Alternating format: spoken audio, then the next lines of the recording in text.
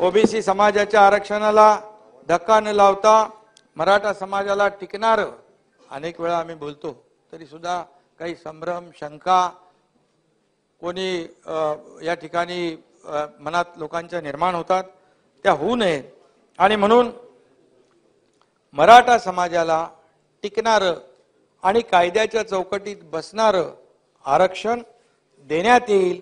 त्यासाठी जे जे काही करता येईल ते सर्व करण्याची जबाबदारी आमची आहे। आणि मराठा समाजाला आरक्षण देण्याबाबत अशोकराव मी काही लोक म्हणाले इकडे की छत्रपती शिवाजी महाराजांची शपथ घेतली। हो, मी छत्रपती शिवाजी महाराजांची शपथ घेतली कारण छत्रपती शिवाजी महाराज हे आपल्यासाठी आराध्य दैवत आहे, ते आपले आदर्श आहेत आणि त्यांची शपथ घेतलेली आहे मी। आणि ही शपथ इतर जो आता मराठा समाजावर जी वेळ आली आहे प्रसंग आलाय ती समजा ओबीसीवर आली असती इतर समाजावर आली असती तरी सुद्धा मी छत्रपती शिवाजी महाराजांची शपथ त्यांच्यासाठी घेतली असती। पण आपल्याला माहित आहे जो समाज अडचणीत आहे त्याच्या मागे सरकार उभं आहे आणि आपल्याला माहित आहे छत्रपती मी जेव्हा शपथ घेतो जेव्हा मी एक संकल्प करतो तेव्हा तो पूर्ण करतो हे 1.5 वर्षापूर्वी महाराष्ट्राने पाहिलेलं आहे। आणि म्हणून सरकार पूर्ण सकारात्मक आहे पूर्णपणे हा ते सगळं करावं लागतं ना ते। तर नाना भाऊ सगळं करायला धाडस लागतं, घाबरून काम करता येत नाही।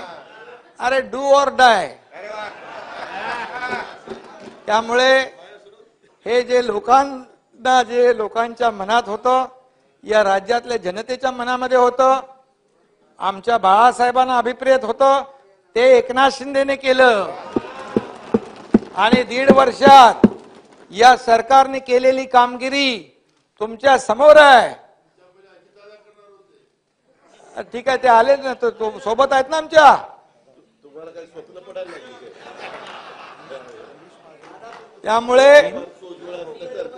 त्यामुळे नाना भाऊ बघा अजित दादांनी काय सांगितलं या देशाचे आदरणीय प्रधानमंत्री मोदी साहेब या देशाचं या ठिकाणी नेतृत्व करतायत आणि त्यामुळे या ठिकाणी आम्ही त्यांच्या बरोबर अरे बोलू दे ना बोलू द्या।